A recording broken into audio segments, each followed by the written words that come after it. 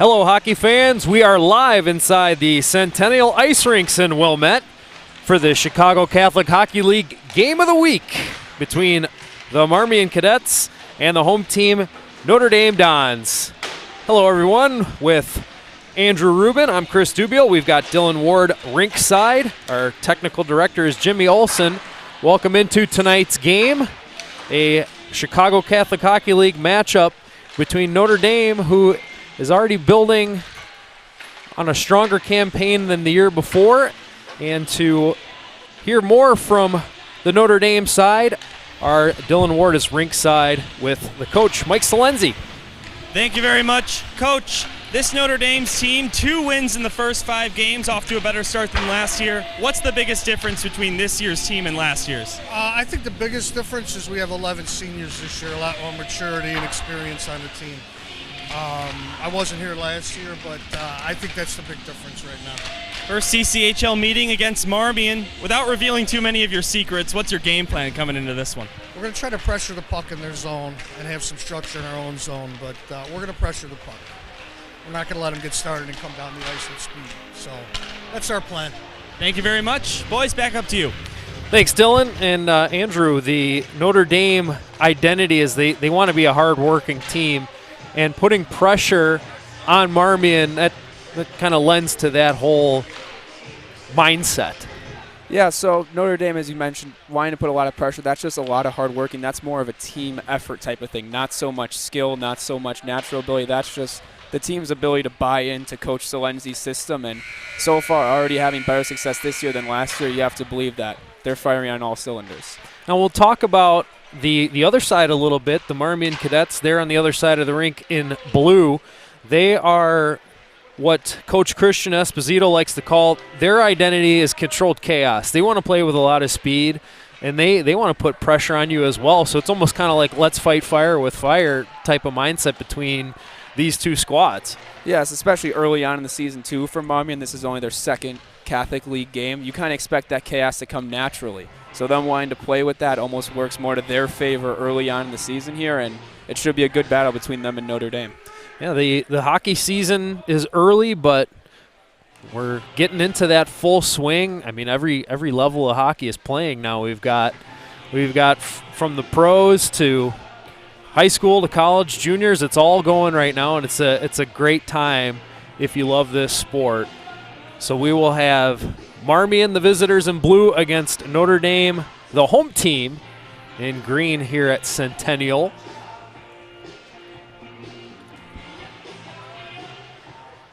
And you have to wonder if both teams are going to try to pressure each other early, if we're going to see more of an open style versus kind of the feeling out that sometimes you get between teams that are meeting for the first time of the season.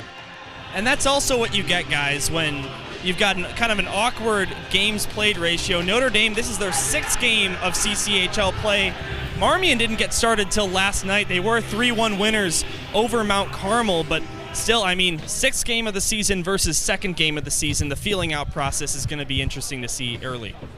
And Marmion, while they haven't played a ton of league play, they've at least gotten to get some tournament action in, but it's still a different feel once you get into your league play and you're playing the teams that you're going to be directly competing with all season long to try to get into the Kennedy Cup playoffs.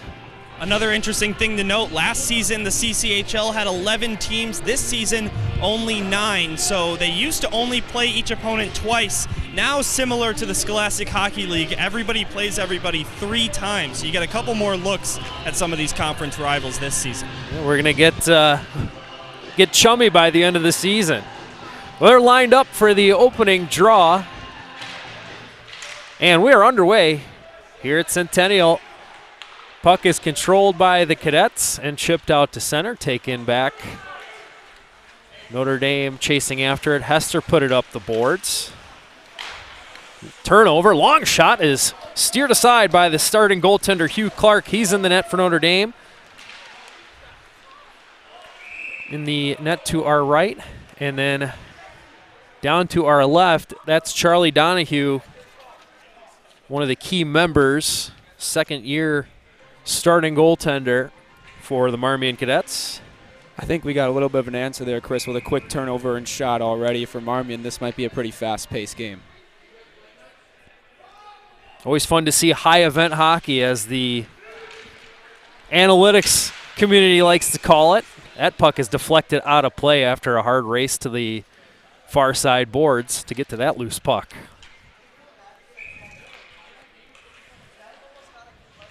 Face-off just outside the Marmion zone, and they win another face-off, but a 50-50 puck taken away by Notre Dame. They fanned on a shot, as that was Adamski trying to get it on net. He had the only goal in the last Catholic League game for Notre Dame. That was a 1-0 win over Providence. That was a huge win for this Notre Dame program. Lost a few in a row before that in Catholic League. Providence, usually one of the high-powered teams here in the Catholic League, competing for multiple Kennedy Cups recently. And that was a road game, too. It's always impressive to get a win like that in a hostile environment. Their goalie made 47 saves. That was Alex Conley was in the net for that game. For the Dons, you bring up the road. Marmion traveling from a very far place. They play their home games at Fox Valley and playing last night for the back-to-back for them. You wonder how that's going to play. Maybe not for the start, but as we get further on in this game. Depends on how much time they had to sit in traffic, spend time in the car. They look pretty loose so far. The puck is sent down all the way into the Marmion zone, as it was chased down by Trocchio and put up the boards. Good little touch pass. Sends the Cadets up the ice. Trying to put it back in front was Grano, but the pass didn't connect. Now a loose puck in the near corner. Slechter getting after it. Puck is turned over and then put back to the far corner. Cadets trying to set something up. Put it in front, and it just deflected off of the stick of Grano. And out of the zone. Almost too many men there. A lot of chaos in front of the benches as both teams were trying to complete changes, but the puck is iced. And we're just a couple of minutes into this first period. No score thus far. A couple of nice chances for Marmion. Notre Dame still looking for their first good opportunity on net. Offensive zone draw for the Dons. And the face-off is won by Marmion. They've been good in the dot here in the first couple of minutes. That's not the first time we've seen Marmion looking to stretch a little bit on their breakout there. They're looking to hit their wingers flying high in the neutral zone, generate rush chances. They're trying to catch Notre Dame on their heels a little bit. Long pass. This time it's picked off. Nice read there by Duffy, but then he lost it. And the Cadets get it out. That play is stood up at the line. Good stick from Mishevic, who was able to clear.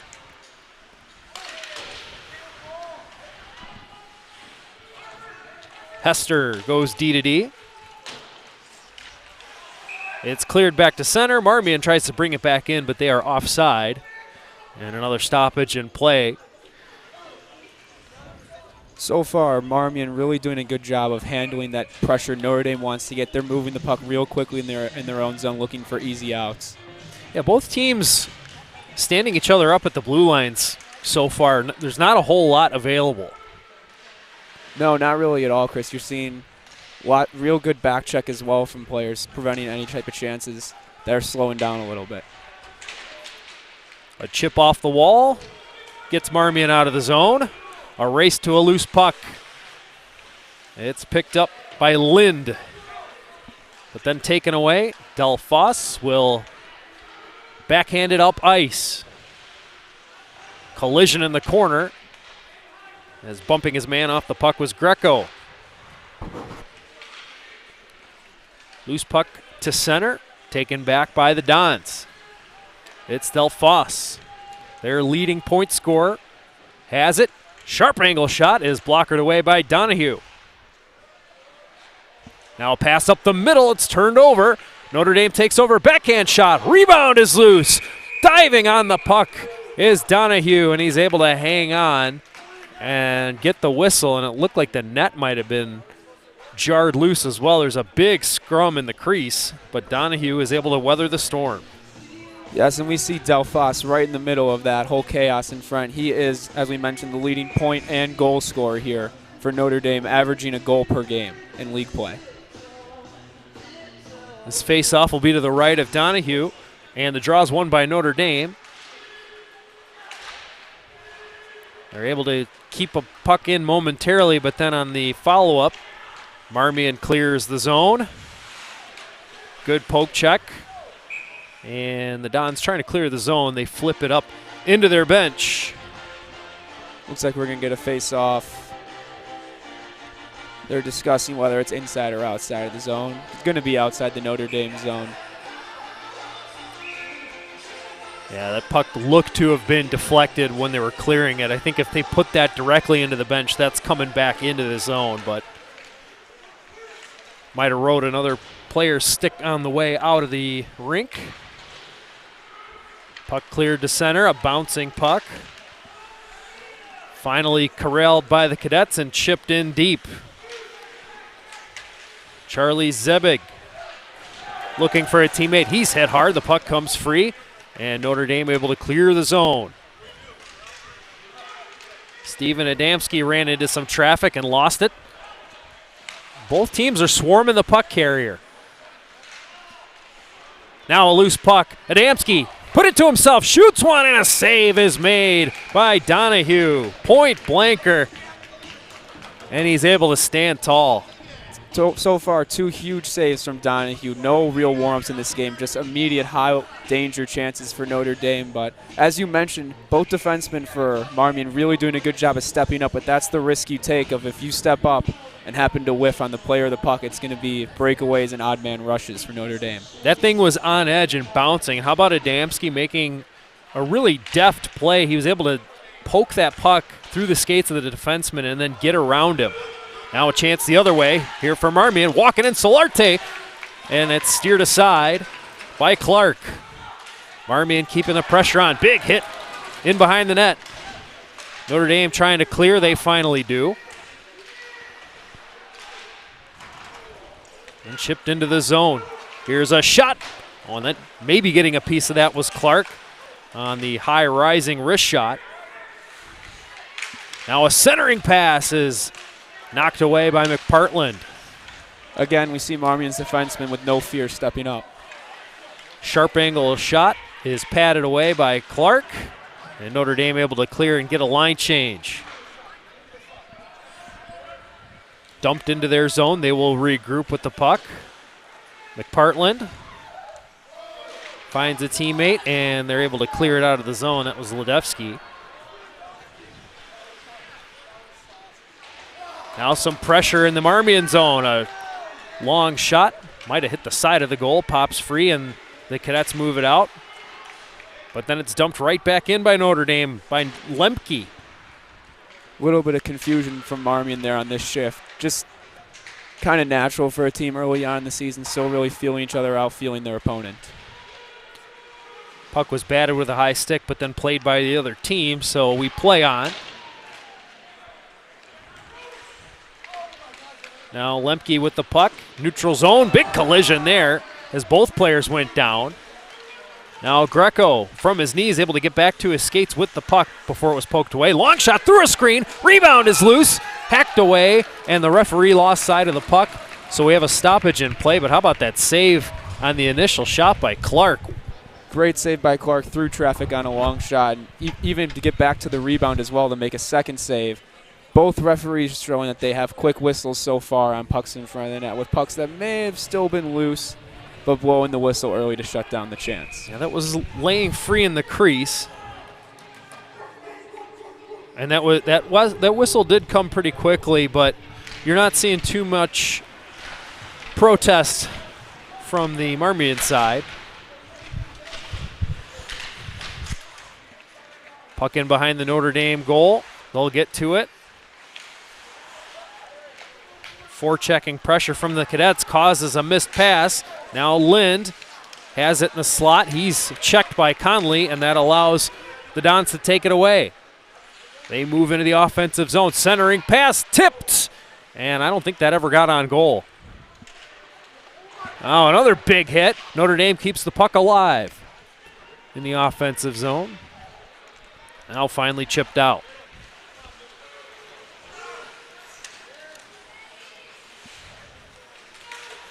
Youngie moving it to the middle, and that pass picked off by Kyle Keene. Now a scrum in behind the net as they try to dig the puck off the boards. 4 players converge on it. Nobody seems to be budging. 20 years ago, the whistle would have been blown, but it's finally knocked out of there as Conley is able to make a breakout pass.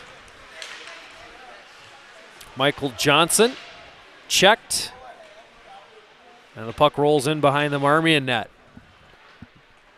They're able to break it out, and now a chip and chase into the Notre Dame zone.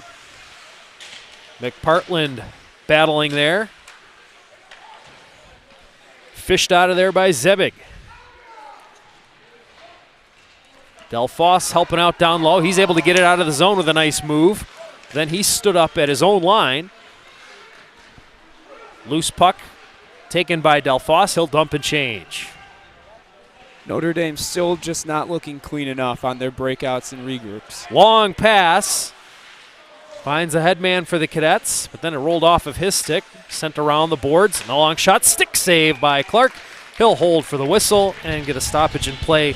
8:31 to go here in a scoreless first period, as starting to see a little bit more offense open up here. Yes, and the Marmion defensemen, as mentioned, they are really active. They are looking to take any chance they can to step up. We see right there, they step up to get a quick shot. Any type of chance that they're getting, they're looking to get pucks to the net with traffic. Been an interesting pace to this game so far. That was about 2.5 minutes without a whistle after what felt like a whistle every 15 seconds. At this point, Marmion leads shots on goal 5-4 on the official score. Here's a chance in front. Oh, and that was fought off by Donahue. Yeah, Dylan makes a great point. That first 2 minutes was a bit of a slog, and now we're getting some flow here. Huge chance for Steven Adamski there again, already creating 2 A-plus chances for himself this game. Bouncing puck is lifted down in behind the Marmion net.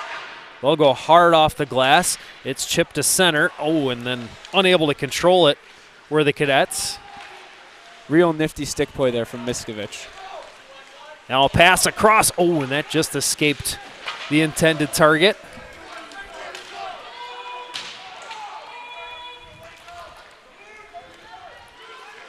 Miskovich out of the zone. That puck is chipped past Chernick, and moving in are the Cadets. Ledevsky with a good stick. He's able to get it out, and he'll dump it in. Donahue out to play the puck. Tries to put it to the corner. Stolen, and then a centering pass is cut off. Alert play there by Trey Howitz.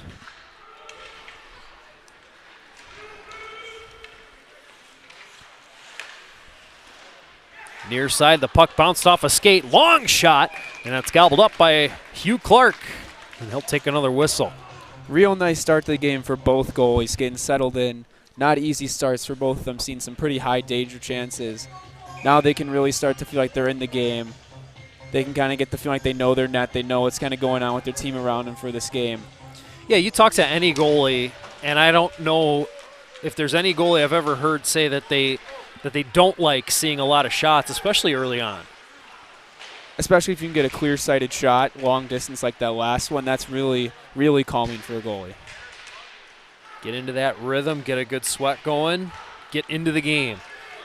Could be a chance here for Marmion, fighting through 2, gets it on goal, and a save made by Clark. Penalty coming up here. And we're gonna have a call here. The arm is up. This appears to be against Notre Dame.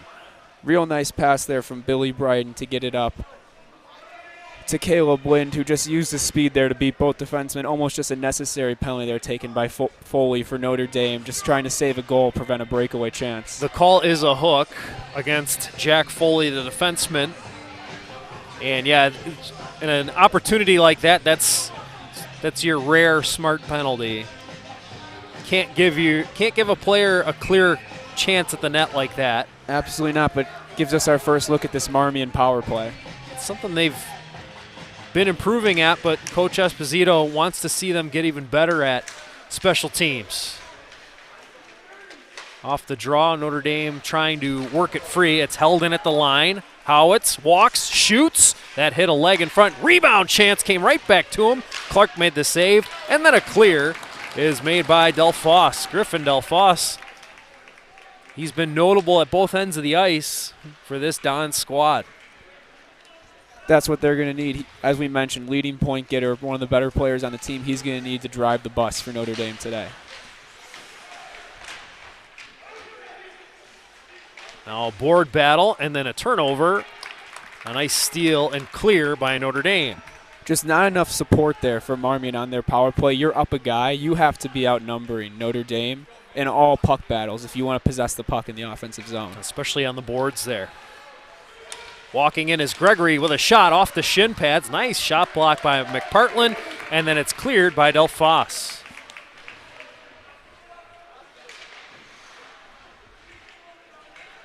.50 seconds left on the Marmion power play. We're still looking for the game's first goal. Here's a long shot off the boards, fought off there by Clark, and then cleared out of there by Notre Dame. So far, a very good penalty kill by Notre Dame, but Marmion throwing a lot of pucks at the net, but with no real traffic in front of Clark for any sort of deflection, screen, or looking for a rebound. And Andrew, you pointed out that the goalies have had a good start to this game. Clark's really being tested now. That's the third shot on goal of the power play, I believe, for the Cadets, and he's been up to the task. Right on with that, Dylan. Real makes it a lot easier when he's got those clear-sighted, no-traffic shots. Exactly what a goalie wants. Ledevsky able to clear it all the way down, and Notre Dame doing a nice job of not allowing a second chance opportunity on this penalty kill here. They've let their goalie make the saves. They're clearing the rebounds.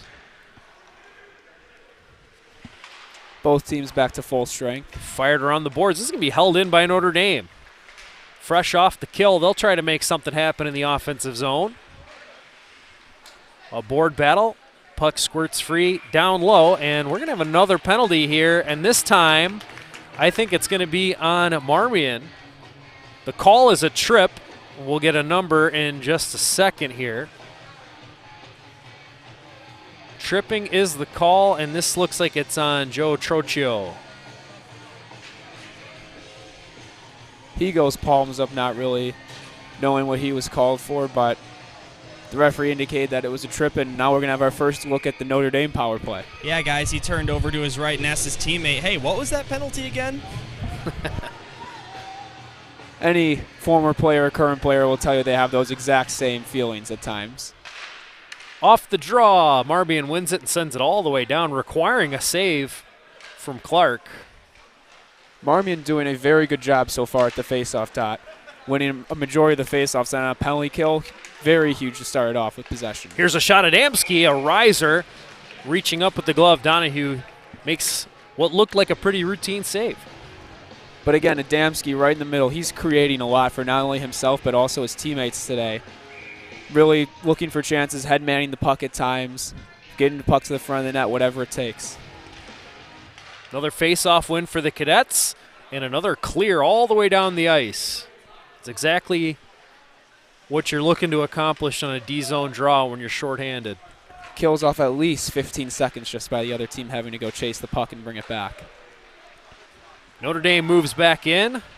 They'll slow it up at the line. Now it's stolen away. Could be a shorthanded chance for Gregory trying to beat his man one-on-one, but McPartland did not give way, but then turned the puck over, and that allows Marmion to shoot it down again. Marmion doing a good job getting to loose pucks and making life difficult for the power play unit here for the Dons. But Delfosse able to walk by a couple. Dropped it back. McPartland takes a shot. That's blocked. Loose in front and steered aside by Marmion so they can clear. This is going to be offside as Gregory got in ahead of the puck. Very good call by the linesman there. That puck should go all the way down to the Marmion end, as that was shot from their own zone for the offsides.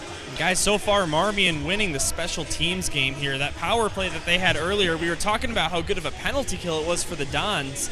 The only reason it was such a good penalty kill was the amount of chances the Cadets had. Now they're killing this penalty greatly. And, I mean, offsides there, but it was on an attempt to come into the zone, shorthanded opportunity.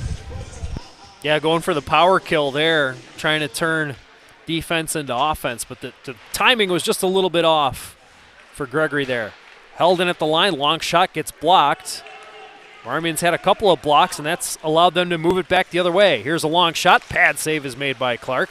Rebound comes to Marmion. Looking for that power kill then. Again, they're looking for a goal.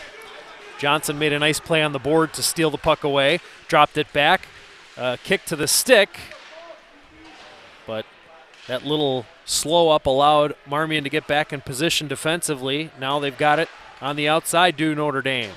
D-to-D pass, shot off the boards and right into the glove of Donahue, who will hold it. Same issues looking for Notre Dame as Marmion, just not enough traffic if you're going to be taking long shots, especially on these goalies so far like they've shown today. A long, clear-sighted shot is going to be no contest for them. You need to get bodies in front, make life difficult for these goalies. Yeah, and if it's not bodies in front, you've got to get the goalies moving side to side. But both teams are protecting the house pretty well, I've noticed so far. There's not a whole lot there to make a cross-ice pass when you're attacking in the offensive zone. Especially on power plays, that's when you're really looking for those passes, you know, from one side to the other for a quick one-timer. And both teams are doing a good job taking it away. Got just 5 seconds left on this power play for Notre Dame. They get a key face-off win. McPartland through traffic. That's blocked again. And Marmion able to clear. Could have an odd man chance here. Walking right in, a shot and a save. The rebound is steered aside. Big save by Clark on Solarte. Another A-plus chance shut down by Clark. And again, you mentioned that second save just as big on the rebound chance of the breakaway. Marmion moving in again. Gregory, long shot, blocker save. Might have got a little bit of the stick. Centering pass off a skate of a defenseman and then rolls in on goal where Clark able to hold it. He will happily take that whistle after the chaos that was going on for that shift. Get a line change, see if the momentum can change back in Notre Dame's favor here. Yeah, that's a smart cover. Some goalies like to play the puck and keep the play moving, but in that situation, you get everybody settled down a little bit. A steal off the faceoff by Solarte. His shot is blocked, and the Dons get it out. Taken back. Gregory's in over the line, trying to split the D, but then it's taken away and cleared up the boards. Could be a chance here for Notre Dame. Here's a shot. Rebound. Oh, what a save! And another try. They score! Looks like Matt Miskovich on the second rebound chance. That is Miskovich with the goal on the third try.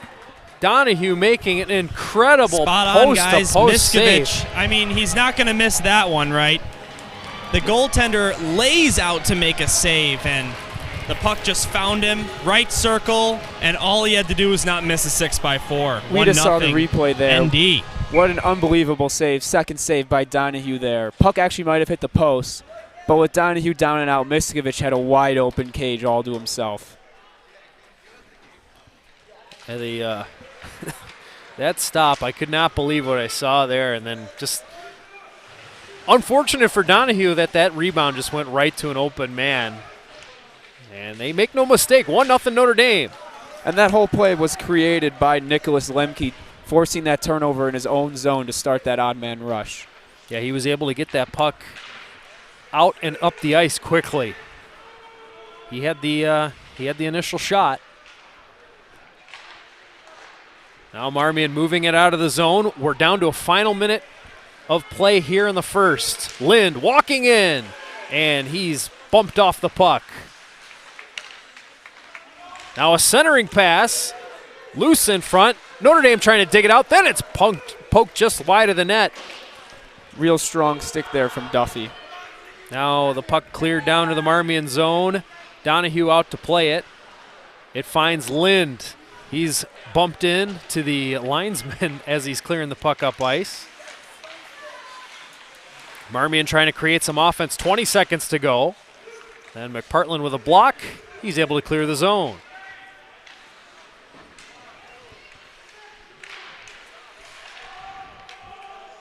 At the line, Notre Dame's offside. Clock stops with 4.9 seconds left. It's a 1-0 lead for the Dons. Just also wanted to say, I don't know if you guys, I know Andrew, you've been to this rink a couple of times. This is my first time here this season. Looks like they fixed the clock. It used to only tick down 3 seconds at a time, but it's nice to see all tenths of a second up there. That's key in a situation like this. That now they have to stop play because the clock never started, and they played on for about 3 seconds. Yeah, they just stopped the clock right there with 0.1 before the horn, but they're going to say, you know what, let's just get done with the first period and move on. That was a very good call by you, though, Dylan.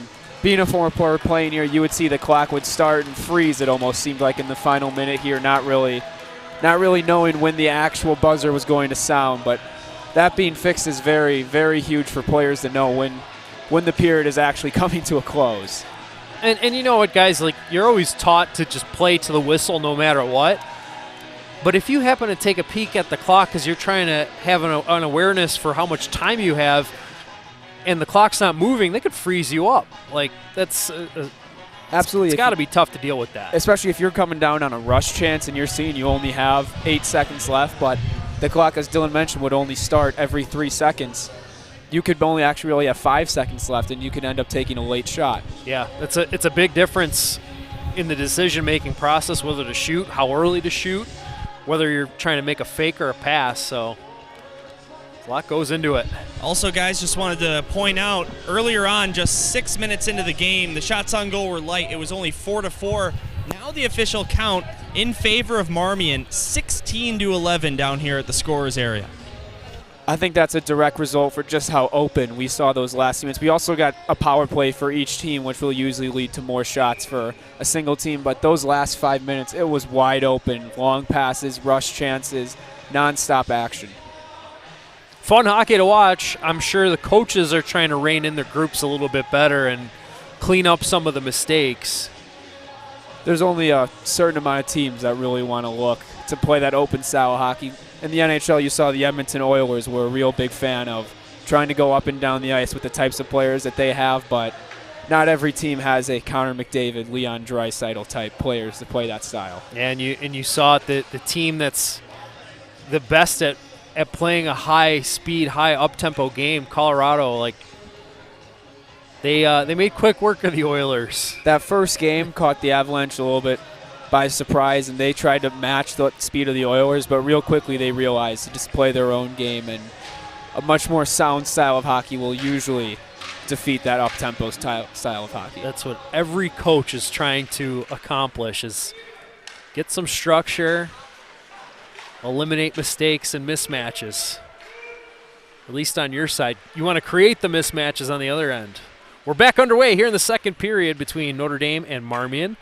The home team Dons are leading 1-0.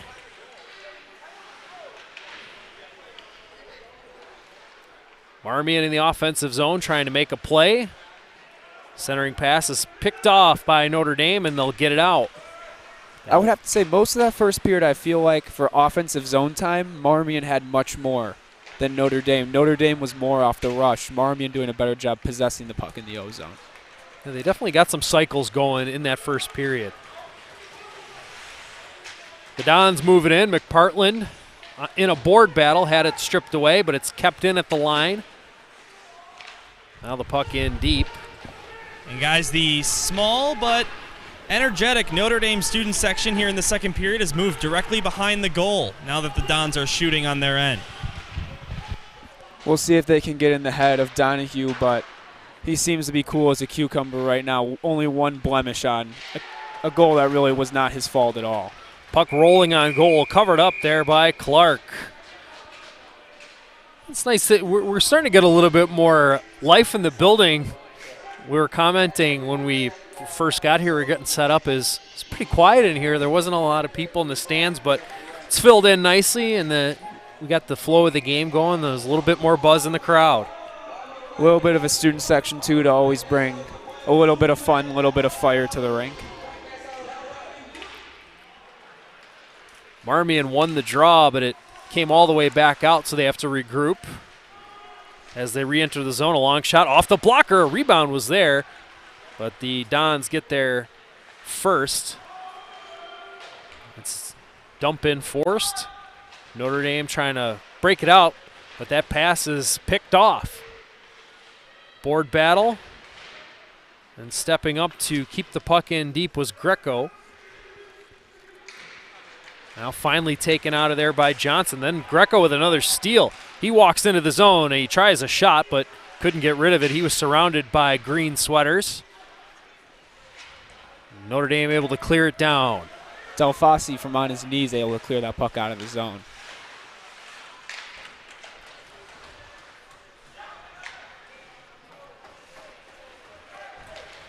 Now a steal here. That's Lind. Dishes off. Long shot patted away there by Clark.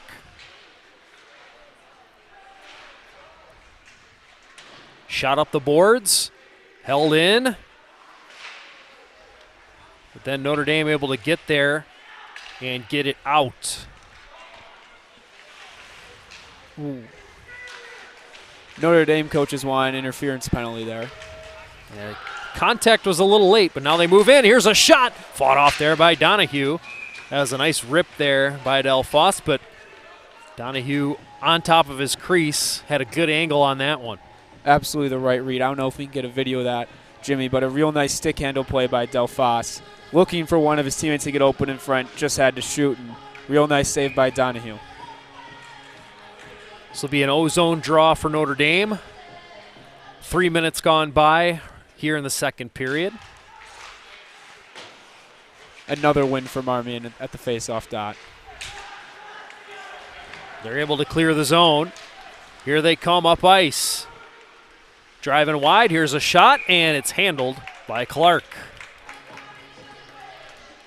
Dylan, how is it down there on the benches? It seems like there's a little bit more chatter now that we're more into the game. Yeah, guys, right now I'm on the Notre Dame side. When I was over on the Marmion side, they're talking to each other a lot more communication, it seems like. The Notre Dame Dons here feels more like they have a system that they trust, and really the only sounds you hear coming out of their bench is from their coach's mouth, and he's got a loud voice, make no mistake. Notre Dame able to get it out of the zone, but then quickly taken back by the Cadets. They move right in, and it's an offside play. We get a whistle. I don't even think that was offsides intentionally by Marmion. I think two players ran into each other and just happened to fall across the blue line. So some very bad luck there for the Cadets. Yeah, it was Andrew, just I was going to say a it little if bit you of a weren't going collision to. there.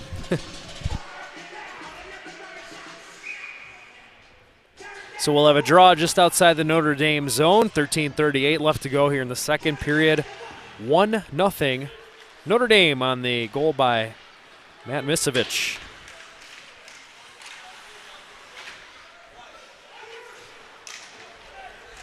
Puck comes to him at the line. His long wrister gets deflected wide.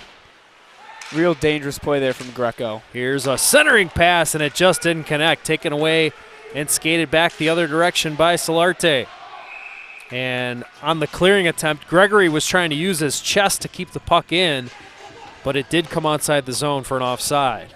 That shot, that long shot from Misevich that you mentioned was deflected. Real risky by a defenseman to try to deflect the puck with your stick. Can have some real bad luck and change the angle of the shot and go right on net. It's most likely going to end up in the back of your net. Off the draw, Marmion controls a long shot off the end of the glove. Notre Dame able to get to the rebound, trying to clear it up the boards. Rugby scrum along the near side. The Dons come up with it. Del Fosse has a man with him. Oh, and a good stick there by Greco. He takes the puck away and sends it to the far side. Pinching in McPartland kept the play alive. Now a big collision in the corner. Looks like we're not going to get a call for a possible hit from behind there. Nice job by Kyle Keene to fight through that check and keep the play alive. The Dons still have it. in the offensive zone, but a good stick. It's broken up. Here come the Cadets the other way. It's a 2-on-1. The pass across hit the defenseman. Good defensive effort there. Back-to-back big-time plays by defensemen to shut down 2-on-1s, prevent not even letting a shot up, forcing a turnover and sending the puck the other way. Now a long pass. Misses Solarte. It's going to be icing against Marmion. I think Marmion can really do a better job in the offensive zone of trying to find guys in the high slot. They're trying to work the puck low, get pucks to the net. I think the high slot on the ice is open in the Notre Dame zone, and that's why they're doing a really good job protecting the house. I think their guys are sinking low, which it leaves that high slot open, which is a very good scoring chance if you can get a guy there for a pass. We'll see if they can make the adjustment. Off the draw, the puck is in behind the Marmion net, rolls up the boards. They tried to clear it, long shot. That'll be gobbled up by Donahue. We'll do it all over again. Not really seeing too many face-off set plays by teams so far this game, just kind of like a big mishmash about whatever happens. Off the draw comes to Zygmunt, dropped it back to the point. It goes all the way around to the far side. Good hit there. Play is kept alive. That was Lemke knocking his man off the puck. Fighting through a check this time was Howitz. Now a steal. Duffy with a nice move trying to shake free of Howitz. Tried to center, and Howitz with a big hit. Took him off the puck. Physicality really picking up in this game. Don's regrouping at neutral ice. Duffy, long shot, skittered wide. Lemke, far side, chasing after it. He shouldered off the puck, cleared up the boards, but not out. Marmion finally able to take it, but kicking it to keep it in was Hester. Then his long shot gets deflected into the netting, out of play. Face-off will stay in the Marmion zone. Some good pressure here by Notre Dame. Real good pressure. The original physicality by Notre Dame, I think, knocked Marmion a little bit off of their game. That they really want to try to answer the physicality test, which Marmion controlling really good jobs on their breakouts so far. You don't want to see them get away from their game if you're a Cadet fan.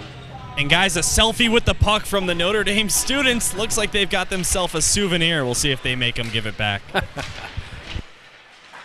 I'm not sure if we have the MLB rules, you get to keep the souvenir, or if it's the NBA rules where you have to give it back. Hopefully the bag of pucks has enough in there. At the line, Marmion trying to keep it in. They're going to have to regroup. Now a turnover. Walking right in. Oh, and the puck just rolled off his stick. That was Owen Weber coming right up the middle with the puck. He was looking for a call. He had a stick lifted. He thought maybe a hook. Oh, yeah, I would definitely say that was a hook on. He went palms up immediately, right after the whistle. He's wondering where it was, and you guys can see a replay, but in real time, I completely agree. Yeah, the replay shows J.W. McKay using his left arm and his stick to really yank on Owen Weber there to prevent him from making any kind of play on the puck, really. It was quick, and sometimes you got to be quick and subtle to get away with a play like that, and that's what happened. Now Solarte back the other way, walking in, shooting one, and it's fought off. Good save by Clark. In behind the net, Notre Dame trying to deal with the pressure. We mentioned Adamski for Notre Dame. Solarte himself has also had a lot of good chances for this Cadet team. He's been wheeling on the wings, and he's gotten himself a couple of nice opportunities. Guys, that was a big save by Clark there. He's now at 2-3. That's right, 23 saves so far. He's been sharp in net. Both goalies have, really, but Marmion's just been pounding the shots on net, and he stopped every one. Yeah, both teams can have absolutely no complaint for their goalie play so far. As mentioned, the only blemish on Donahue's resume was nothing that he could control. Just really, really good goaltending play so far from both teams in this game. Yeah, that was a third chance rebound. You don't see a lot of those where a team gets an extra rebound. Especially for them to go from one post to the next post to have them go back to the third post again.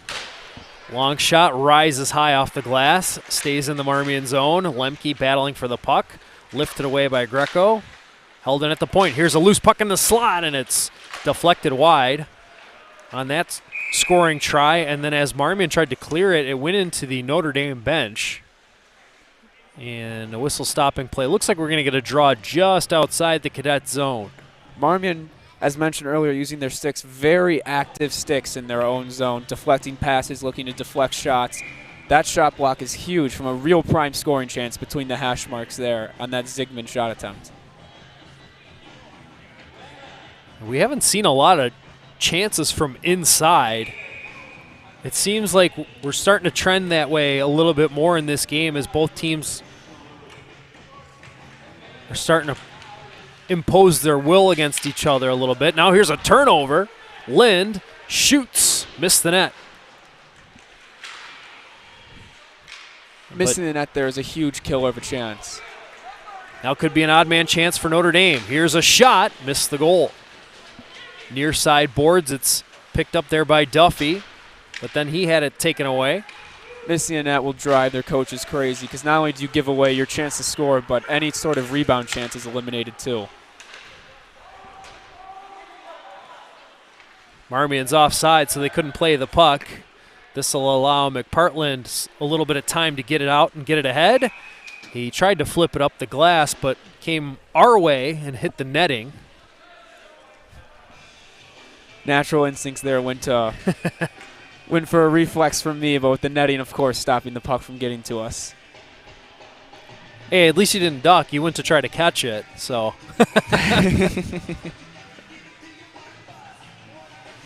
Face-off will be at center ice here at the Centennial Ice Rinks. We're going to get a late change. Or no, it looks like a player sent off. Maybe a late change from Marmion, not really sure what we have really going on here. Well, now they're all lined up and we're ready for the draw. 8:57 to go. Looks like it was a late change kicking the center out of the dot there. Yep. Marmion dumps it in. Notre Dame quickly able to get to it and get it out. They move up ice. Keene trying to make a pass to the middle. And some good sticks defensively from Marmion. A race to a puck far side. Solarte trying to get around the defense. Swept it to the near corner. And another collision there. Knocks one of the Dons off the puck. Long shot. Missed the net. Caught the glass. Notre Dame able to get to it and move it up ice. But a good pick off by Greco. He read the play beautifully. Long wrister deflected up and out of play. Real nice play by Greco there. You'd like to see Del Fassi go off the boards there. Give the defenseman no chance. Go indirect. So I believe it was Johnson streaking down possibly for a breakaway. But again, huge play by Greco to shut that chance down. Seen a lot of heads-up alert plays from the defensemen on both sides. Guys, a Marmion player is waiting to come back on the ice. I don't think I ever saw him leave the playing surface. I can't see his number from my vantage point, but you guys must have a good view. That is 61, A.J. Owinski. I mean, coming from out Marmion's way, they could have hit some traffic, whether it be on 88 or 294. It could have been a long ride if it's a late arriving player. Not sure, though. I won't speculate anymore. Could be any various of reasons. Maybe even playing another sport, anything. Yeah. Puck rolls free, and Marmion able to clear the zone. So roll all the way down the ice. No icing on the play, though. McPartland's got it for Notre Dame. They look to move out of the zone. Cross-ice pass. Finds Schlechter walking in. He shoots. Steered away by Donahue on the rebound is cleared up the boards. That allows the Cadets to get out of the zone. Long shot, paddled away by Clark. A scrum in the corner as they try to get the puck free. Comes out to the point. Long wrister through traffic and a save by Clark. There was two blue sweaters in front of the crease and a defenseman, and Clark able to track that all the way into his gear. And allow no rebound as well. No second chance for both of those blue sweaters, as you mentioned, in front of the net. It's an underrated part of a goalie's game is rebound control. Absolutely. We saw the only goal this game so far has been a rebound, the ability to control rebounds and any sort of shots, because that's what most players are going to be looking for going to the front of the net. Trocchio tried to get it deep. Notre Dame taking it back. Trocchio, good recovery to not allow the Dons to get into the zone. With any sort of speed, they forced a dump in. Long shot, Duffy, that's blocked in front. Grano was looking ahead, but the pass did not connect with McKay. Dons keep it in. A bouncing puck is held in. That thing is dribbling all over the ice, and finally the Cadets are able to get it out. Trying to make a play in the Notre Dame zone. A centering pass comes all the way out to the point, and there was not much on that attempt from McKay. It'll just dribble on goal where Clark was able to freeze it. Yeah, McKay definitely wants that one back. That was a real good opportunity for him getting that puck hanging into the high slot. But a real nice play also by the Cadets there to really gain possession of that zone, look to that high slot area for a man open. The puck seemed to not settle much at all in this last shift. I wonder if the pucks are just too warm or something. Also, getting towards the end of that second period, the ice surface definitely has become subpar. Looking for that ice cut at the end of the second period. Yeah, guys, from my vantage point, it's just snow all over, especially here by the benches. It feels like more than usual, but that could be because I'm not used to being down here on the bench. Always going to be the worst by the benches there because most of the stopping and starting happening from players entering and leaving the surface. Yeah, even if you kind of take a quick glance even at the line here on the near side by us, snow is piling up a little bit. So you got to be extra sure of those passes, or if you're going to make a skill play with the puck, got to be confident, got to be strong on the puck. Don't let the ice eat you up. Spot on. It's going to be a real simple game when the ice gets like this. Real hard to make. You mentioned those skilled plays. Here's Adamski moving right in, pulls up, shoots. Loose puck, they score! It went through Donahue. On the initial shot by Adamski, it was poked in. Notre Dame never stopped playing, and they've got a 2-0 lead. I did not see who got credit for that. Adamski immediately celebrated. I did not see if there was a Notre Dame player, though, that tapped that in from behind Donahue. I think it was just directly into the net from the shot from Adamski. You guys have the liberty of a replay, so check that out. Yeah, we're taking a look at it right now. Adamski with the shot, and that it snuck through. Was that Owen Weber that got it maybe just before it went past the goal line? We'll have to get a ruling on the official scoring because it was very close. When that puck got through Donahue, it was kind of sitting in the crease. It might have been already on its way in, and then that was kind of the, make sure of it, knock that puck into the net so there's no doubt that it's a goal. And guys, Adamski unassisted is the official tally. So that is Adamski's goal. Got through Donahue.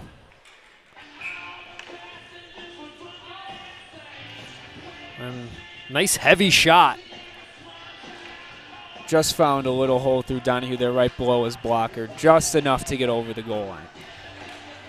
Here's the draw. Notre Dame with a win. Long shot. Save. Rebound. And another save. Donahue swimming for the puck. It's loose in the crease. We get a whistle and a stoppage. Donahue able to find the puck. It was a mad scramble. Multiple chances there for Notre Dame coming right off. A huge face-off win. A set play right there. But the Cadets really leaving Donahue out to dry there. Delfasi having multiple chances. His own rebound on his initial shot. And he thought it was in after, but huge saves by Donahue. Off the draw, Marmion clears all the way down, but it is an icing. I think that was an attempt of double long there, flying both wings by Marmion, but you got to use the boards there. Can't go right down the middle of the ice. AKA the Men's League Special. Just win the draw, hoist it out of the zone, and have one of your guys get to it. Guys, shots on goal getting a little closer. Marmion still leads, but only by a count of 27-23. Cadets control. They get a clean break. Solarte with some speed into the zone. Backhands across. Oh, what a save by Clark. He was able to stretch out with the pad and make the stop after a nifty play there by the Cadets. And that was A.J. Owinski, as we mentioned, late arriving to the game. Welcome to the game with a huge chance right there. Big time save by Clark. Some good forechecking pressure there by Notre Dame, and that forces the puck out of play. And what a game it's been by Clark, guys. I mean, there is save number 28, and now both goalies have made a tremendous save. Of course, on the Marmion side, it led to the first goal of the game by the Dons, but Clark, so far, my MVP. Absolutely. We saw the replay right there of him going post to post, but a great play by Solarte and Owinski there to set up that great chance. 4:19 to go here in the second period. Glad you're with us for the CCHL game of the week. Notre Dame leading Marmion. A centering pass, high slot. Shot is blocked. Weber reaching for it, and a maze of legs. Finally, it's Marmion taking it free, but it's not out. Oh, nice move there. And still kept in by Notre Dame. Finally, Marmion able to get the puck out of the zone. Caden Chernick made a nice play there, one-on-one, to keep it alive momentarily. Marmion really struggling to get the puck out of their own zone right here. We're seeing that pressure that Notre Dame talked about them wanting to force. We're really seeing to start to take over, force more turnovers, especially at the blue line of Notre Dame here. So we'll another face-off in the Marmion zone. Don's trying to keep the pressure on, build this lead.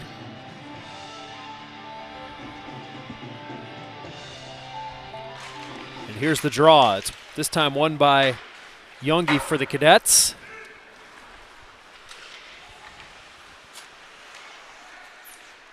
Now Duffy has it, neutral ice. He'll flip it into the Marmion zone. Now taken by Grano, tried to clear, it's not out. But then an intercept by Youngie, moves it up ice.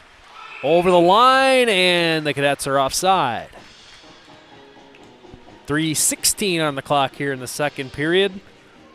Still 2-0 Notre Dame. We're seeing some very non-opportune timings for offsides here from Marmion. Just looking to jump the gun a little bit going over the blue line, shutting down a few of their chances here in the second period. They're looking to get something going here. It's last couple of minutes, it's definitely felt like Notre Dame has tilted the ice a little bit in their favor. Couldn't agree more, Chris. If you're the Cadets, you're trying to finish this period on a high note. Cut that lead in half, heading into the locker room for the intermission. Trying to center the puck. It's loose in front, and sprawling out to cover it is Clark. If we can get a replay here, I think this will be the perfect example of Marmion just really crowding that area right in front of Clark when that high slot is really where that spot is where they should be looking to attack.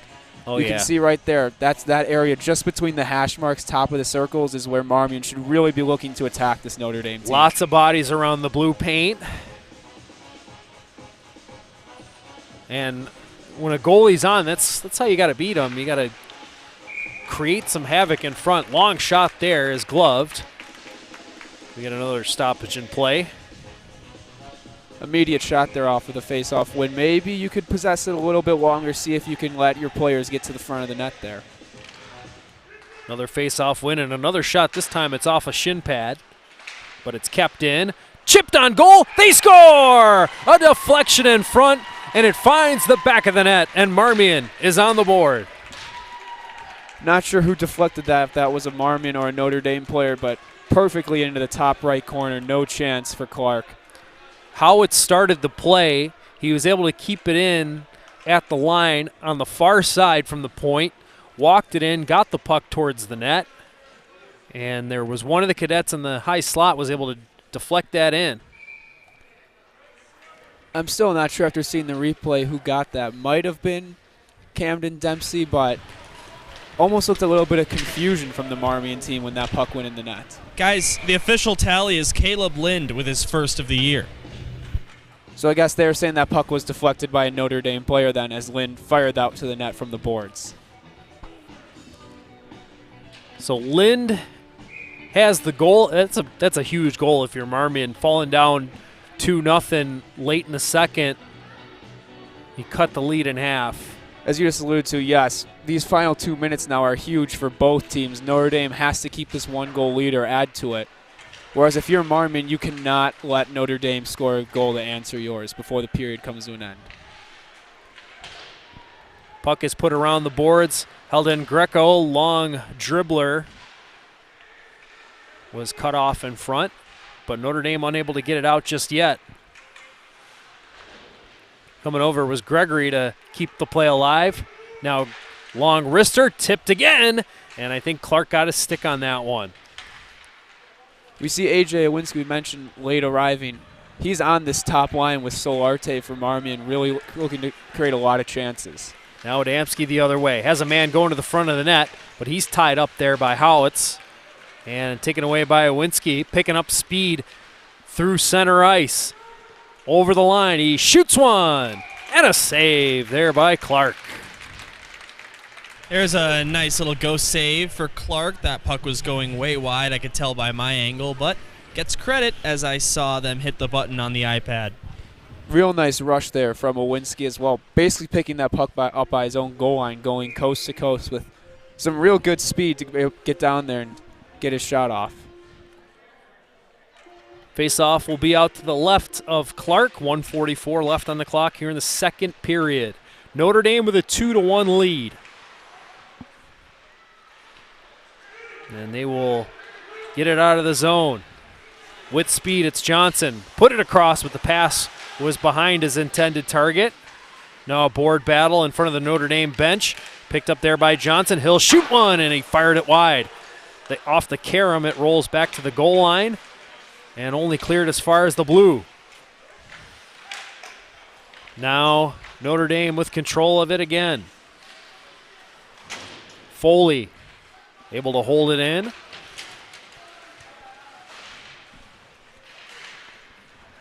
Foley gambled there. Finally cleared out of the zone by Marmion.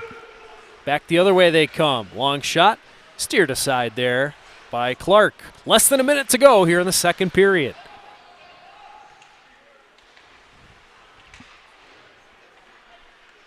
Johnson had a jump off of his stick, but Notre Dame able to clear the zone. Nearly picked off there by Delphos. Real risky play there from the Marmion defense to try to go through the middle, especially in the final minute of the period. You could not allow a huge time chance here for Notre Dame. Now another steal by Notre Dame.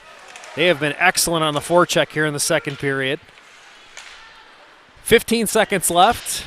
Downs will dump it in.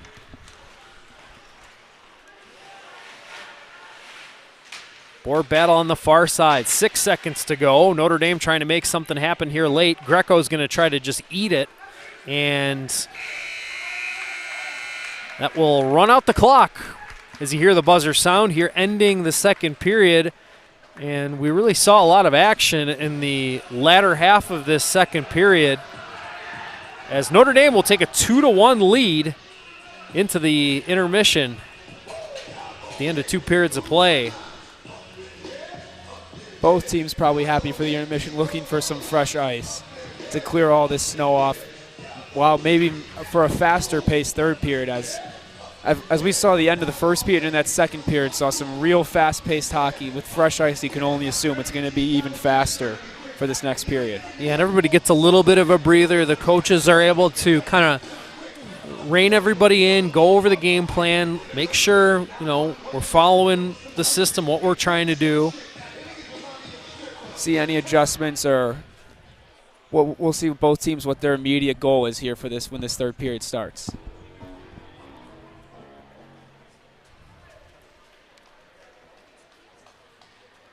So we'll recap the scoring a little bit.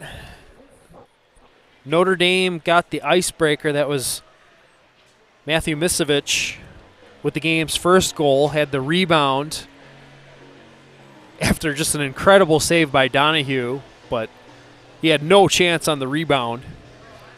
And then it was Adamski with just the heavy shot that he put straight through the goaltender to make it 2-0.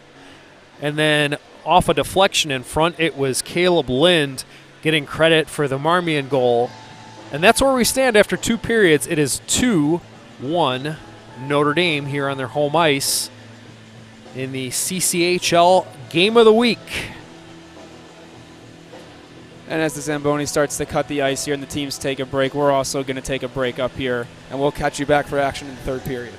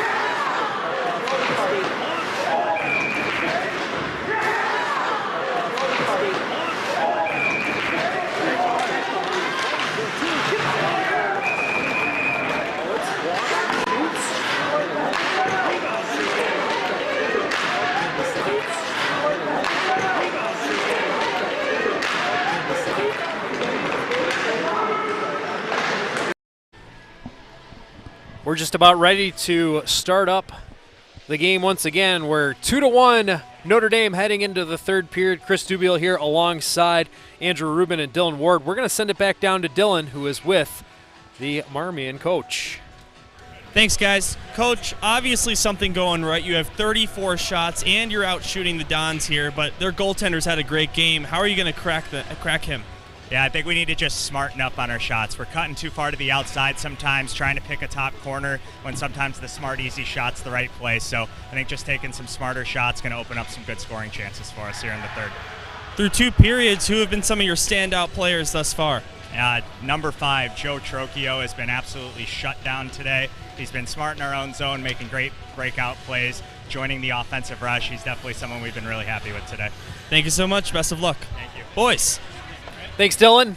Yeah, it's a great point there by Coach Esposito for Marmion, is taking the smarter, safer shots sometimes that can kind of lead to the second chance opportunities, as you were kind of alluding to earlier in the broadcast, just shooting for rebounds, getting that puck on net.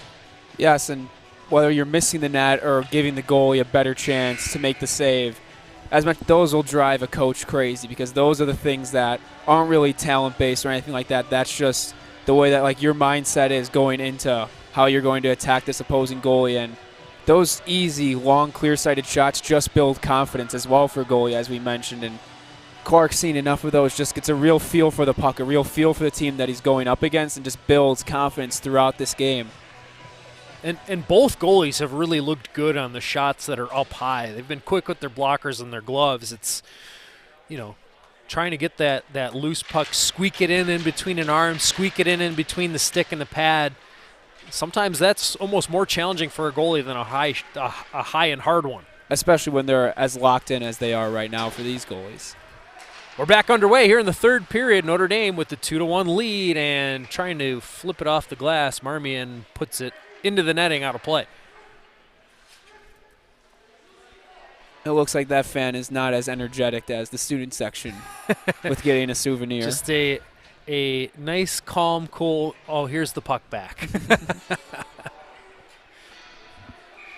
If you're joining us late, Notre Dame scored the first 2 goals of the game. It was Matt Miskovich and Adamski for Notre Dame with those first 2 goals for them. And then Marmion's lone tally is Lind from Howitz. That was late in the second period to cut the lead to just a goal for Notre Dame. We're in the Notre Dame zone here as Marmion trying to set something up. Here's Gregory trying to fight through a check. McPartland knocks him down. And that allows Notre Dame to take possession of the puck and move out of their zone. Keene couldn't flip it deep, so Marmion's got it going the other way. Solarte hit hard there by McPartland, who's able to knock him off the puck. On the far side, Johnson takes it for Notre Dame and gets some help moving it up ice from Keene.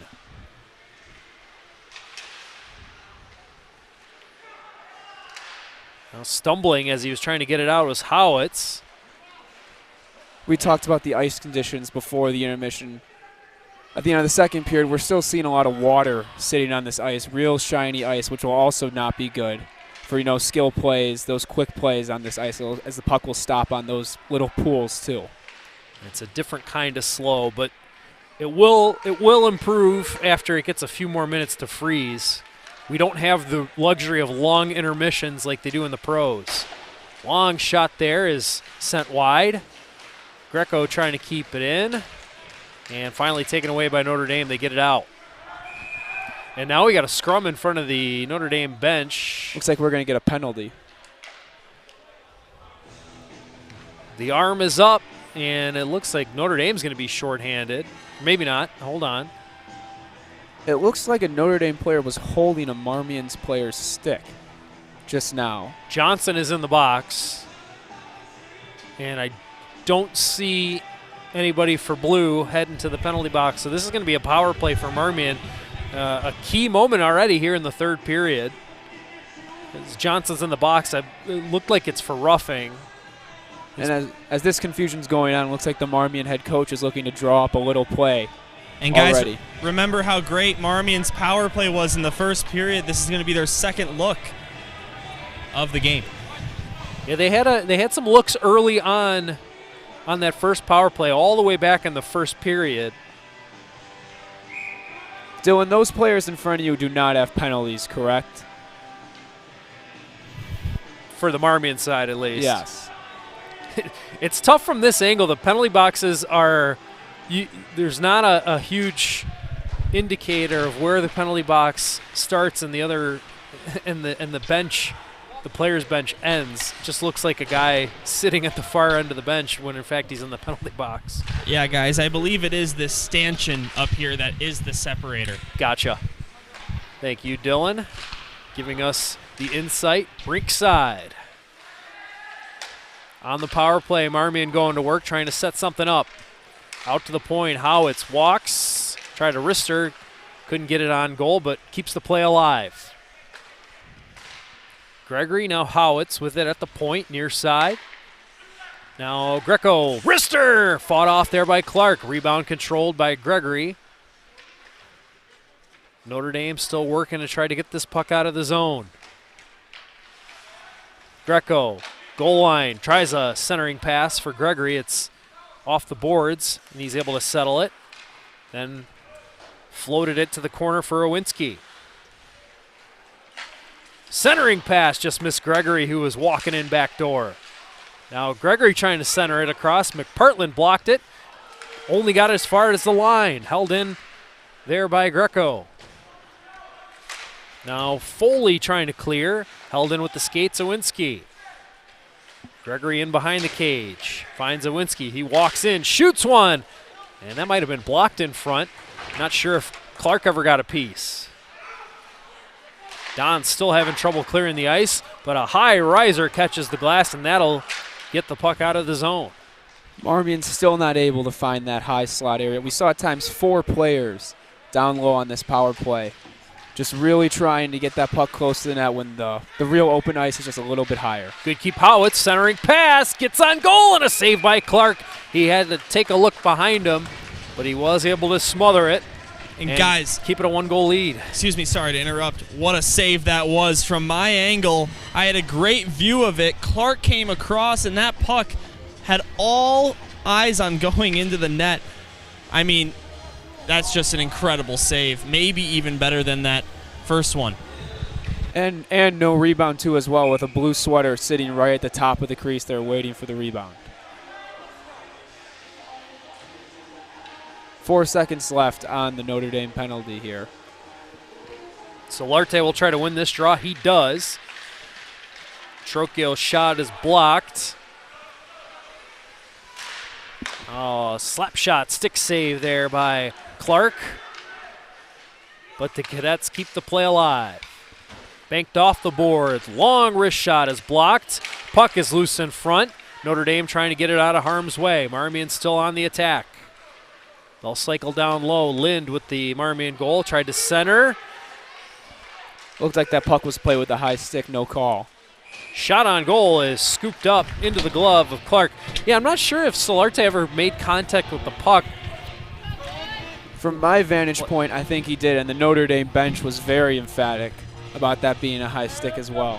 Hey, Andrew, I've got a question for you, being a former high school hockey player. In these types of rinks where there's no separator between the penalty box and bench, what is the ruling on a player just coming right off the bench and the guy in the penalty box scooting over a little bit? The player has to touch the ice. He has to establish himself back onto the ice for another player to come on. Otherwise, it's too many men, right? Correct. Well, then the referees missed a call on the Notre Dame exit.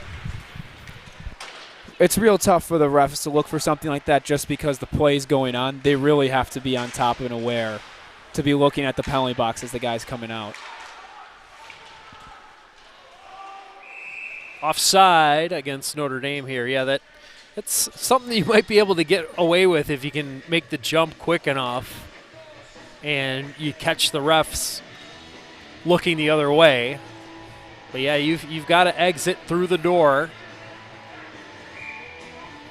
It's almost just like you can't play the puck with your feet still in the penalty box. You have to have both feet on the ice before you can play the puck.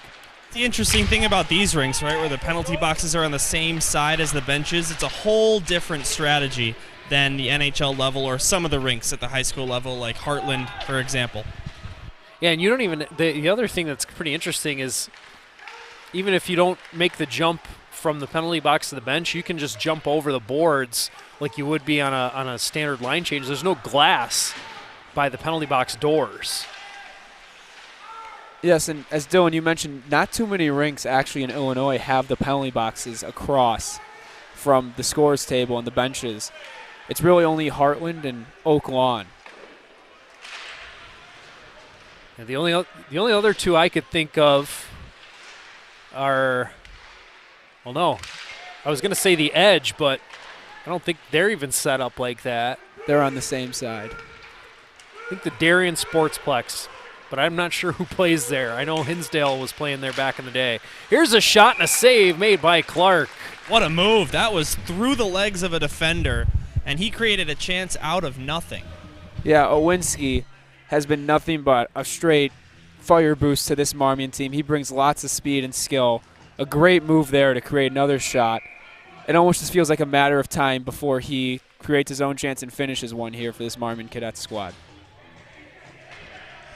They get another offensive zone draw. They're definitely building some momentum off of that power play. Even though they weren't able to convert, they were able to establish some pressure and some possession in the offensive zone, which sometimes you like to see that even more so than actual shots on the goal. I know you're trying to accomplish scoring chances, but sometimes you want to wear the other team down by getting them chasing.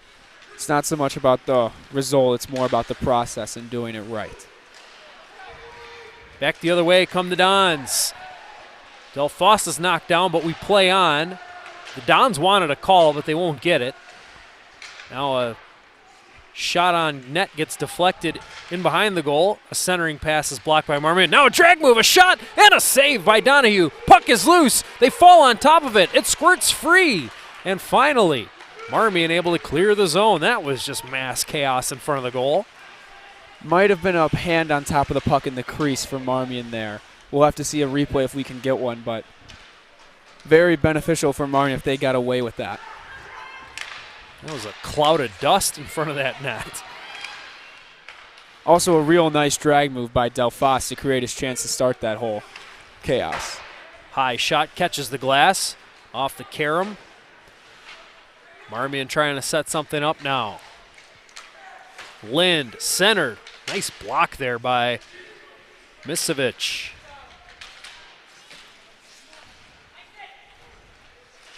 Now it's hoisted out of the zone. Race to a loose puck. Donahue's well out of the net to play it. And he makes a nice exit pass, finding a teammate up ice. It's sent in deep, but then taken away by the Dons. Slechter able to handle it. Now he'll just dump it in. You mentioned the puck playing ability of Donahue there. It's such a luxury for a team to have a goaltender that has confidence going to play the puck, helping breakouts like that. Takes a lot of pressure off the defense, back checking and retrieving that puck. And sometimes you can catch a team in transition if a goalie's good at making that stretch pass. McPartland put it up the boards. Howitt's kept it in. Long shot, kick save, rebound. Oh, and a good defensive effort there. I don't think that puck ever got on goal on that second chance opportunity. I think that was Joe McPartland who got in the way of the shot. I think it was actually Foley, and you're right, that was not a save from Clark. He laid out to get a knee on that puck, and it was going in for sure, guys.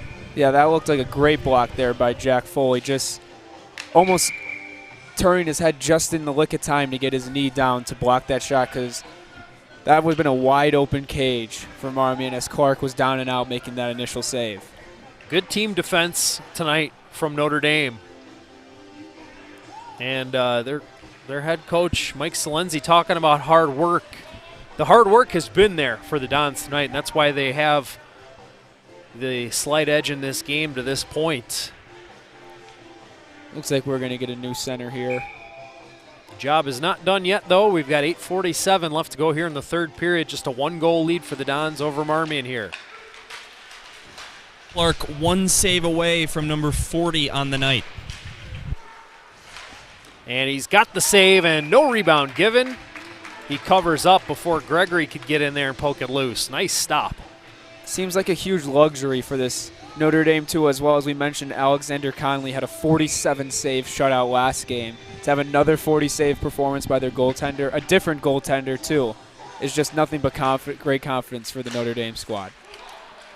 A pass is disrupted. It's chased down by the Dons. That's Chernick that put it across. Long shot, steered away there by Donahue. Now Adamski, he'll keep it in. Moved it down low to Chernick. Trying to get through a couple of blue sweaters. It's held in at the line. Hester, his shot missed and got the end boards. And some boards rattling in behind the Marmion net. Finally, the Cadets come up with the puck. It's cleared out of there by Greco. And now Marmion can move into the offensive zone. Gregory with a shot, blocked away. Gregory to the loose puck, trying to get by a couple of defenders. He's still got it down low. Tried to center, and it's stopped by Clark. And finally a clear by Notre Dame. Marmion is really insistent on trying to get that puck to the front of the net, no matter what it takes, no matter who's there for Notre Dame. Just looking to get everything and anything to the goal mouth. Now McPartland with a steal. He'll get that puck deep. Took the hit to make the play there. And Marmion gets it out. Notre Dame will have to go 200 feet. Foley didn't get a lot on that. Centering pass, the shot, they score! It's Lind again, and it's 2-2. Right place, right time for Lind. Just as that turnover was forced, right in front of the net with nobody in front for Notre Dame there. He's there to tie the game. With 6:59 to go here in the third, going to be a huge response shift from both teams. And that's just a helpless feeling from Foley. You could see what he was trying to do there. He was trying to ring that puck around the boards and get it to the opposite side of the ice and get it out of harm's way, but he fanned on it, and that allows Marmion to come up with the steal. And the nice centering pass. It's a beautiful steal and centering pass, and then it was finished off by Lind. And guys, the blue and red sweaters absolutely electric here on the bench. The most energy they've had all night after that GTG. 2-goal performance for Lind. And we got a brand new hockey game with 6:53 to go here in regulation. And Dylan, as you mentioned, the Marmion bench being very energetic. The Notre Dame bench seems almost lethargic now from their side after that game-tying goal. Here's a long shot fought off there by Clark. If you're Notre Dame, you gotta make a good hard play, whether it's a scoring opportunity, a nice defensive effort, or a big hit. Just try to get the momentum back a little bit. You can't let a turnover and a tying goal sink your mood. Yeah, almost since we saw that huge chaos, the ice has really been tilted in Marmion's favor here in this third period. Far side, it's Lind with the puck again, right back out there for the Cadets. Pass to the point, long shot, that's blocked. That one stung Keene. Yeah, that took him down. Notre Dame's come up with a couple of nice shot blocks here on this shift. Now they just need to come up with the puck. Back to the point again. Fanned on the one-timer. Delphos took it away. He moves it up ice, trying to elude a check, but a good recovery there.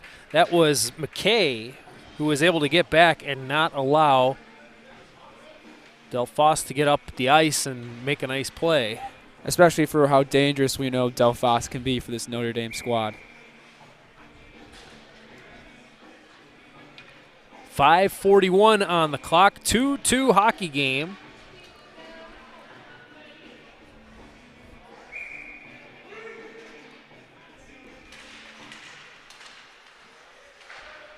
And off the face-off, Marmion controls the puck. Greco will enter the zone. He'll shoot. That's blocked. McPartland. Second try. Shot. Rebound is loose. And finally, Clark is able to find it with the glove. He made a good save. Didn't see where the puck dropped right away. There was a second chance whack, but the goaltender stood tall there. Yeah, we're going to see on the replay one of the few rebounds that Clark has allowed, but he's there for the second save on Solarte. And Notre Dame doing a really good job of clearing the front of the net after that. Yeah, they closed quickly. They allowed their goalie to find that loose puck. Everybody doing their jobs defensively there. Another keep in there. Howitz has been excellent at holding pucks in at the line when they're fired up the boards. But Marmion as a whole has done a very good job using their glove, using their body, whatever it takes to keep that puck in at the blue line. Bouncing puck at the line. Nowinski battling for it. And put off the boards towards Greco. He'll chip it down low. And we're going to have a delayed offside. I'm not sure. Is that a hand pass? Not sure what the signal was there from the linesman. I think they called offsides. I guess he's going to be going with intentional offsides, not. Okay. Yeah, I did guys, not really think offsides that was the call there. Thank you, Dylan. And yeah, it's got to be an intentional if they're moving them all the way back to the D zone. That's a real rough intentional offsides call. Marmion won the draw but couldn't clear. Now loose puck at the point, held in by McPartland. Don's trying to create some offense, but a little bit of a miscue there. They battle along the boards, and J.W. McKay came up with the puck. Lind had his pass picked off, but a good follow-up there allows Marmion to clear the zone. Long shot. That's steered aside.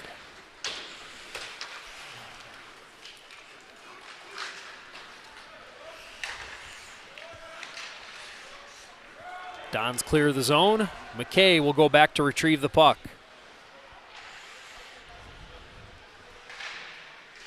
Notre Dame has done a much better job these most recent minutes clearing pucks out of their zone, as opposed to the beginning of this period where and the end of the second where they were really struggling. Puck cleared up the boards, but not out. And shot just goes wide of the net. Lind cycling it down low. Cadets trying to make something happen. Good block in front by the defenseman. That was Shannon. Long shot, just tipped wide. That try from Howitz. Now Notre Dame looking to counter, but that was knocked down in neutral ice by Greco. As you mentioned, that chance just missed the stick of Zebig. He would have just had to just deflect that into the wide open net as Clark was out challenging the shot. And that would have been able to deflect that puck behind him, giving him the whole 4x6. Now Notre Dame ices the puck. And the draw will come down into their zone with 3:15 to go. 2-2 hockey game. And by the way, with 3 minutes to go in a tied game, now's a good time to remind all our viewers about the unique overtime procedure in the CCHL. It's a 4-minute period, not 5-minute, 4-minute period of 4-on-4. If no goals, the game will end in a draw. No shootout. Face-off is won by Notre Dame. It's put off the glass around to the near side. They're unable to clear it. Cadets send it deep. A steal by Gregory, looking to center, and it's broken up. Real good play by Miskovich there, being alert in front of the net, clearing.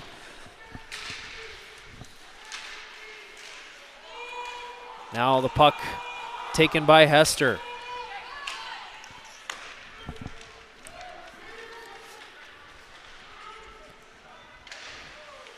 Don's looking to set up shop in the offensive zone, but Greco is able to disrupt that, put it up the boards, but not out.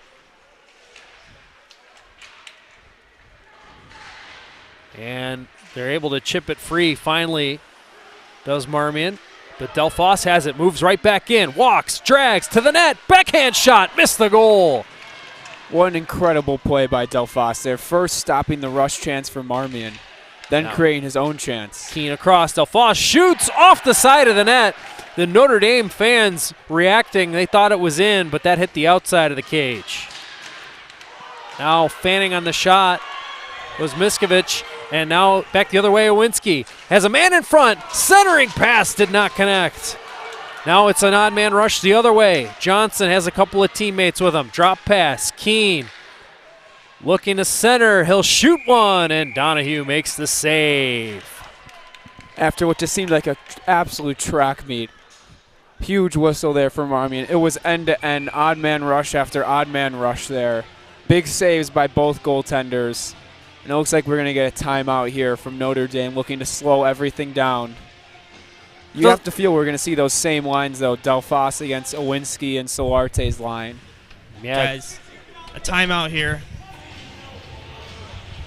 Best on best is what you get in this situation. And that last sequence, it doesn't get better than that. Tie game late in the third period, and you have end-to-end rushes with players on both sides just making outstanding plays. It's high drama here in the third period of this game. Good game of the week here.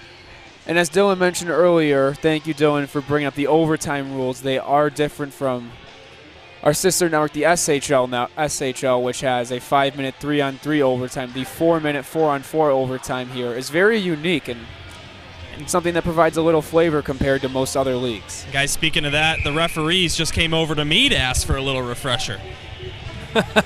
Hey, it's good to have somebody in the know down there.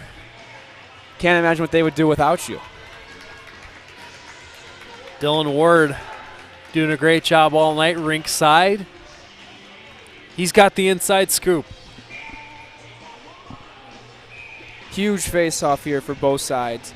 Marmion absolutely needing a win, and Notre Dame, if you can get a win here to set up your offense, you'll be in real good shape with only 103 seconds left.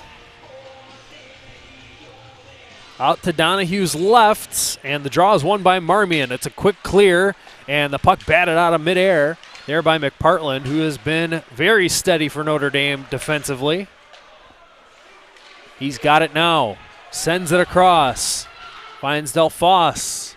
Trying to get past McKay. The two 24s collide in the corner. And now Delphos falls down on top of the puck. Finally squirts free. Keene trying to wrap it around.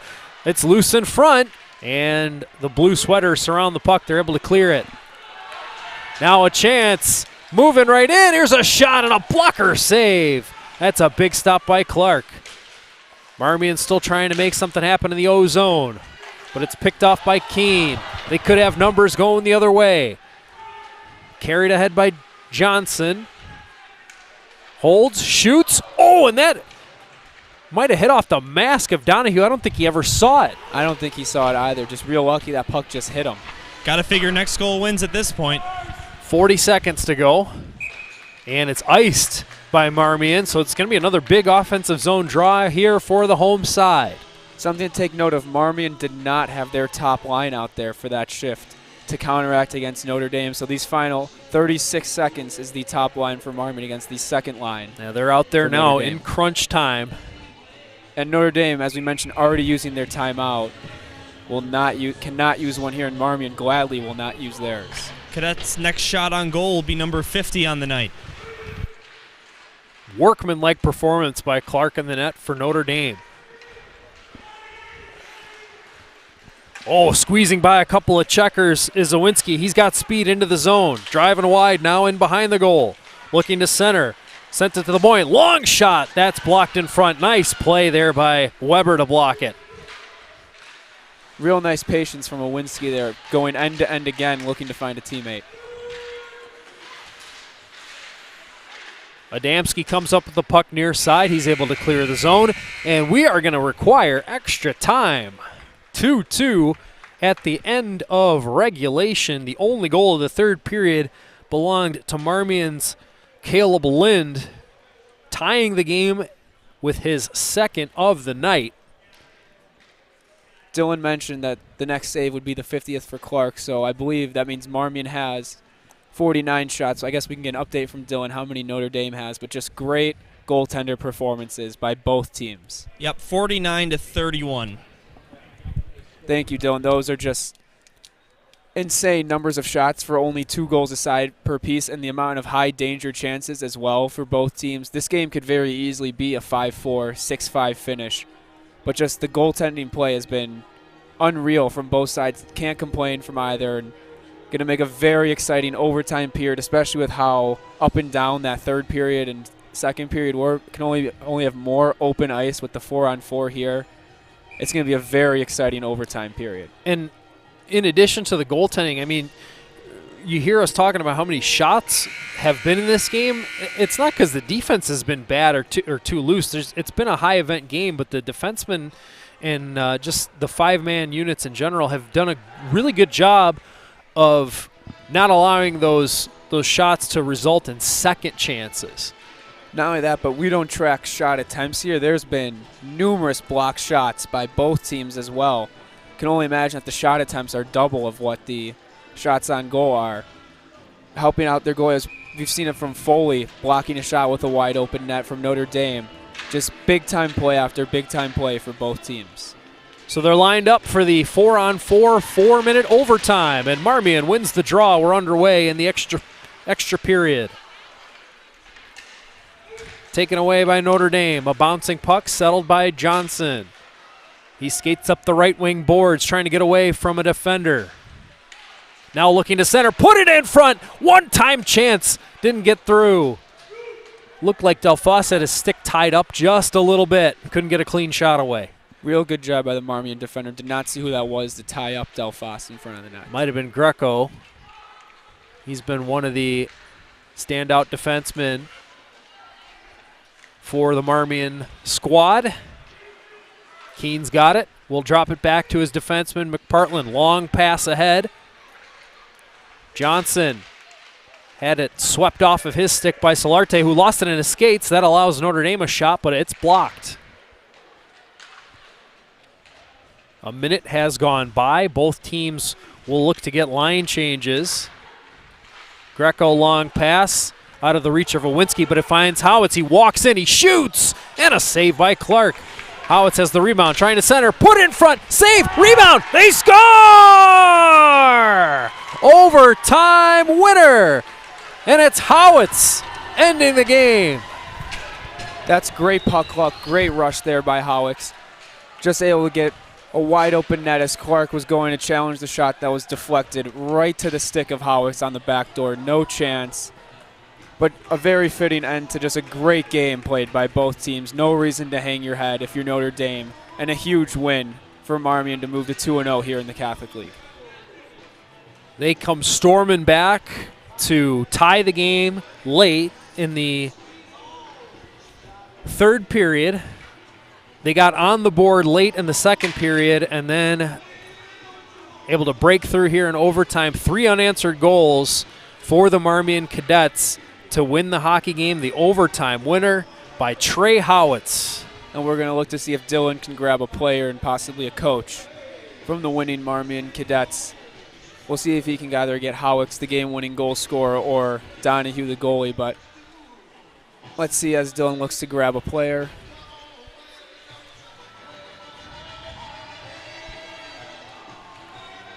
Tough loss if you're Notre Dame. They definitely worked hard. You could have, I mean, it's an overtime game. Either team, I felt like, was deserving of the extra point, but it's going to be Marmion who was opportunistic in that overtime period. Howitz started the play off the rush with the initial shot, then was able to center it, and then eventually found the rebound, put it into the open net to end the game. And we're going to throw it down to Dylan Ward. Thanks, guys. Troy, overtime game winner. No better feeling in hockey. Walk us through the play. Yeah, so I just came up the middle. I mean, I was trying to look for a shot. The pass really wasn't open. Just kind of, I didn't really get the best on it. Rebound came, I just buried. All right, well, you guys started pretty late in the CCHL, but last night and tonight, 2-0, off to a good start. What are you looking for this season? Yeah, we just got to keep grinding. It's just about effort. We just got to beat teams with effort. That's all it's going to take. Thank you very much. Congrats on the win. Back up to you guys. Thanks, Dylan. And, yeah, we saw a lot of effort here tonight, Andrew. It was just players were selling out left and right, blocking shots, making defensive plays. It was a lot of two-way hockey. It was fun to watch. Absolutely. We saw it. We mentioned before the game the Marmion coach likes that controlled chaos for his squad, and we can say for those final 2 periods in overtime, it was definitely some controlled chaos that we saw his team flourish in. But as you mentioned, Notre Dame has nothing to hang your hat on. Absolutely great game. Forwards, defense, goaltending especially.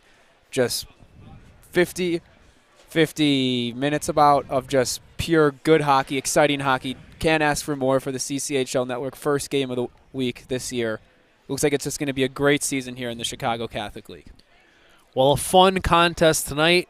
Just to recap, Notre Dame got the first 2 goals of the game. It was Misovic, and then it was Adamski making it 2-0, but then Marmion coming storming back. Cale Blind with 2 goals, 1 in each of the second and third periods. And then the game winner by Trey Howitz to win it for the Cadets. It's been a lot of fun calling the game tonight. Great job to Dylan Ward, who was rinkside for us. Great job by you, Andrew, on the color. And I have to thank our production team, our cameraman Patrick, Jimmy Olson, our technical director. Great night of hockey, guys. So we will sign off for the CCHL Game of the Week. Once again, the final score, the Marmion Cadets 3 and the Notre Dame Dons 2. Thank you for tuning in. We'll see you next time here on the CCHL Network.